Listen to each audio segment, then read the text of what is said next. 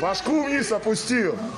Սոցցանցերում տարածված այս կադրերում երևում է, թե ինչպես են ռուս իրավապահները Ղրղստանի քաղաքացիներին ստիպում սողալ եւ պառկել հատակին, իսկ դիմակավորված ուժայինները քայլում են ղրղըզ միգրանտների վրայով։ Միգրանտների աղմկահարույց ձերբակալությունը տեղի է ունեցել Մոսկվայի Բոդրոստ Բաղնիքում անցած շաբաթ։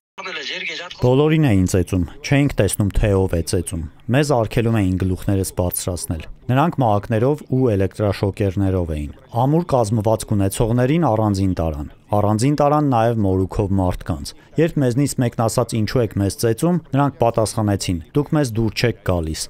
Ոստիկանները որևէ ապօրինի գործողություն դեպքի մասնակիցների նկատմամբ չեն իրականացրել։ Կատարվածն այսպես է մեկնաբանել Ռուսաստանի ներքին գործերի նախարարությունը։ Մոսկվան պնդում է, իրավապահներն անցկացրել են ռեյդեր եւ հայտնաբերել 25 ներգաղթյալի, որոնք խախտել են Ռուսաստանի Դաշնությունում գտնվելու կարգը։ Ղրղստանի քաղաքացիների հետ տեղի ունեցածը սպառնում է բոլոր ապօրինի միգրանտներին, ասում է հայկական Կարիտաս կազմակերպության միգրացիոն ծրագրերի փորձագետ Տաթևիկ Բեժանյանը։ Նրա խոսքով փետրվարի 5-ից հետո ուժի մեջ մտած արտաքսման ռեժիմի պայմաններում Ռուսաստանը գրեթե ամեն օր իրականացնում է անլեգալ միգրանտ ծրագիրը։ Այս պայն ղրղզների նկատմամբ են իրականացրել շատ հանգիստ կարող են բաղը տաջիկների, ուզբեկների, ՀՀ քաղաքացիների, չգիտեմ, Վրաստանի քաղաքացիների, որևէ այլ օտարերկրացիների նկատմամբ իրականացնել։ Եվ իրենք չեն կենտրոնանում օրինակ որտեղ Ղրղստանի քաղաքացի։ Ուղղակի այդ պահին այդ տարածքում եղածները Ղրղստանի քաղաքացիներ, բայց կարող են լինել նաև բազմաթիվ այլ պետությունների քաղաքացիներ։ Արդեն 2 ամիս է Ռուսաստանում գործում է միգրացիոն արտաքսման ռեժիմը։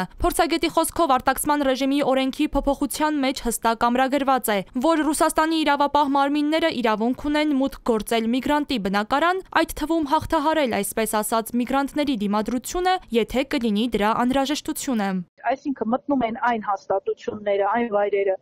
որտեղ ավելի շատ են միգրանտները եւ փորձում են ստուգել, արդյոք նրանք օրինական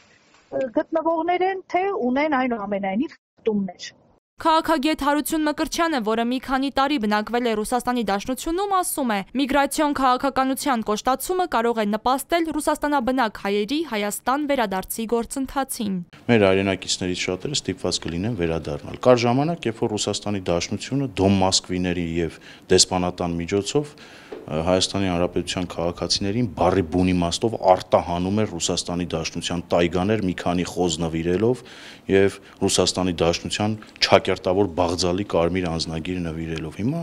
միայն կարող եմ շնորհակալություն հայտնել ռուսներին այսպիսի քաղաքականություն որդեգրելու համար ու կոչ անել էլի մեր հայրենակիցներին հետևողական լինել եւ իրենց երեխաների կրթությունը առաջնային տեղում դասել, վերադառնալ Հայաստանի Հանրապետություն։ Բեժանյանը Ռուսաստանում գտնվող Հայաստանի Հանրապետության քաղաքացիներին հորդորում է որևէ պարագայում կեղծ փաստաթղթեր չգնել, մասնավորապես երեխաների համար։ Կեղծ ռեգիստրացիան ուղիղ ճանապարհ է, որ նույնիսկ օրինական գտնվող ծնողի օրինական կարգավիճակը չեղարկեն եւ երեխայի հետ արտաքսեն։ Դա կլինի լավագույն ելքը, որ նրանց արտաքսեն, որովհետեւ ՌԴ օրենսդրությամբ, եթե երեխան չունի ռեգիստրացիա կամ ունի կեղծ ռեգիստրացիա, խնամակալության մարմինները իրավունք ունեն երեխային վերցնելու ծնողներից։ Ռուսաստանի Դաշնությունում գտնվելու կարգը խախտելու հիմքով Հայաստանի Հանրապետության քաղաքացիների արտաքսման դեպքեր վերջին շրջանում գրանցվել են։ Փորձագետ Տաթևիկ Բեժանյանը նշում է 2 դեպք, երբ երեխան օրինական փաստաթղթեր չի ունեցել։ Արդյունքում երեխաներին տարել են միգրացիոն բանտ եւ ծնողների հետ միասին արտաքսել։